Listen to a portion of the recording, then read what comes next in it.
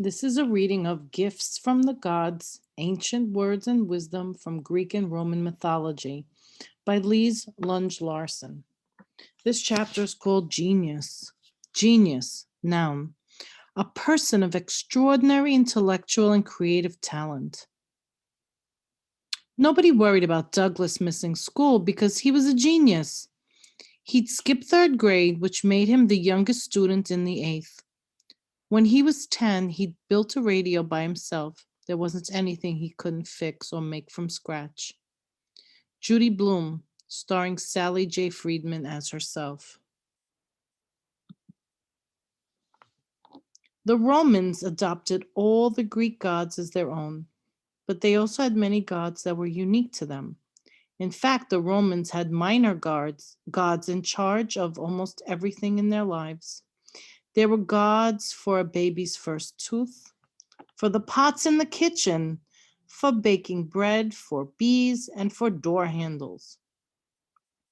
The Romans also believed that each and every human being had a personal spirit called a genius, which was assigned at birth. Your genius made you different from other people. It determined your character, oversaw your work, and finally brought you out of this world at death. Working tirelessly on your behalf, your genius carried your prayers and wishes to the gods, making sure they were heard.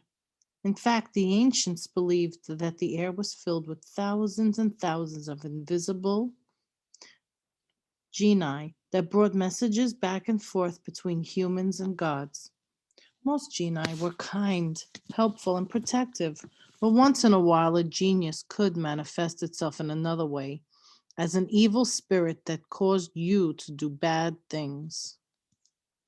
Good or bad, your genius was always with you. In fact, the most crucial part of a birthday celebration was offering your genius wine, incense, and garlands of flower in thanks. And if your performance at a concert or poetry recital was so outstanding that it seemed impossible for a mere human to have done it, as people assumed your genius had helped you. Perhaps it is even so to this day. The Greeks called this personal spirit your daemon. A daemon had exactly the same function and meaning as genius, but it became our word for an evil spirit, demon.